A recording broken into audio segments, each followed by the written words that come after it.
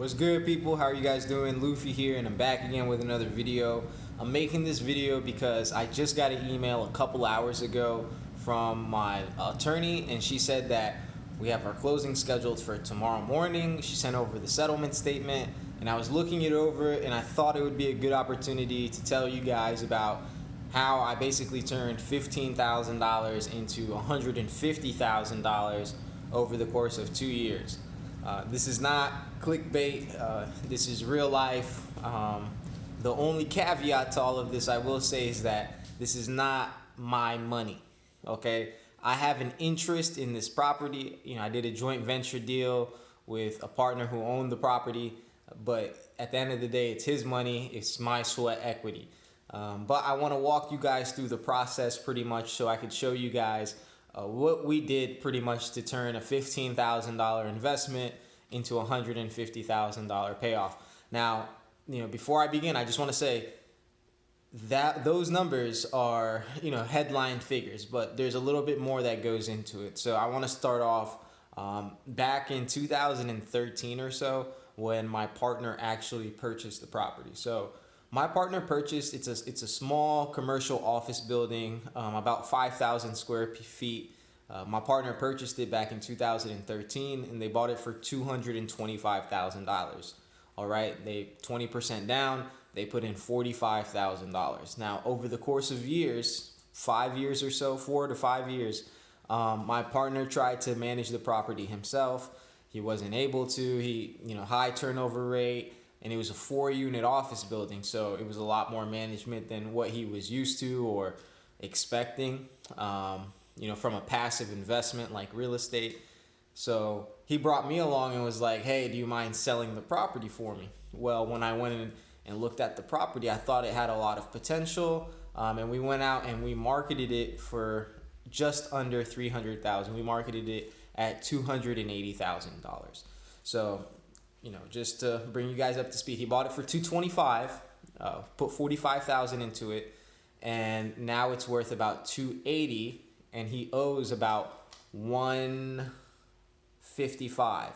So he's good for like $125,000 in equity in the building. That's kind of what he's expecting on the sale. But I paused him for a second, and well, actually, no. What I end up doing is I take the property, I marketed it, and I put it out there to be sold. And within a couple of weeks, I had a health services company hit me up, and they basically said, hey, if you do X renovations on this property, we'll lease it from you under these terms. So I took a look at their offer, and basically from what I could gather, it was about $15,000 or so worth of renovation work that needed to be done on the building. But their offer was for about $150,000. Now, don't stop the video right here. That's not the $15,000 to $150,000 that I'm talking about. I'm gonna get to that a little bit later on in the video, but that was a $150,000 offer over the course of 9 years. So it was a 9-year offer to lease the space, and it just kind of detailed over those 9 years how we'd be paid that $150,000. So got that done for him at the exact same time, right after I put them in place.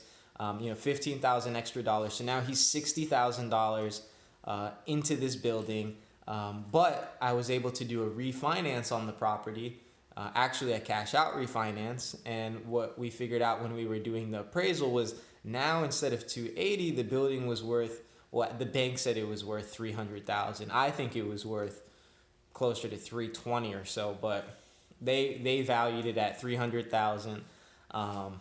At the end of the day, we're doing what they say, right? So, which means that he now is in it he's $60,000 in. He has $75,000 worth of equity, and he's taken out $75,000. So $60,000 in, and he took out $75,000. So $45,000 for the down payment, $15,000 for the renovations, and then $75,000 in his pocket from the cash out refinance. Although that did bump up his debt obligations on the building. So before he only owed $155,000 on the building. Now he owes $225,000 on the building, but it's valued at $300,000. Fast forward to this past year, and thankfully the value of the building has kept on increasing.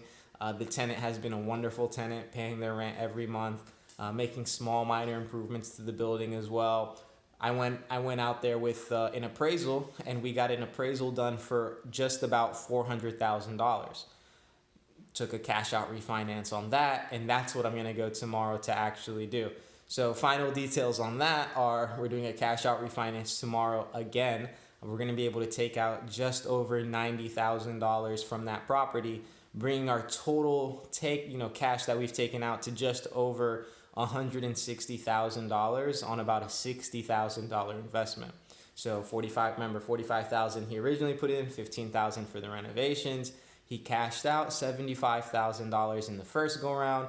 Now he's cashing out another 90 to 92 or so $1,000 on this go round. So we're looking at about $100,000 spread between the amount of cash, just pure cash, that he put into this building and what he's taken out at this point.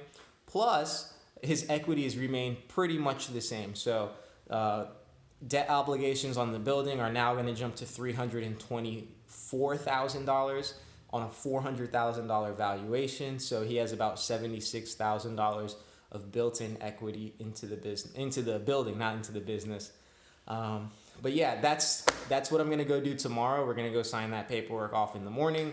I'm still reviewing the settlement statement so I can make sure that all the numbers on there look correct. But off of a quick glance, they did. I wanted to share this information with you guys to show you guys how long-term you can make a lot of money in appreciation. And it's something that a lot of people say is speculation, and I generally agree with them. However, there are opportunities to add value, and that's the basis of this story. Is how do you turn $15,000 into $150,000? You add value. Okay, it wasn't a situation where I just walked up and by the luck of the draw we were able to flip this or do that. The reason that the bank was able to give us money, the reason that they were willing to put cash in our pockets, is because they saw the value that we added to the property, and we were able to capitalize on that. So that's the big takeaway message from today's video. If you guys are thinking about investing, real estate investing in general, at its core is just value add. It's about adding value in whatever way you can see and demonstrating that value to others so that you can ultimately extract some of that value for yourself. Thank you guys for tuning into my video. If you guys appreciated it, please subscribe to my channel, like this video, and comment down below. Thank you guys once again. One love. I'm out.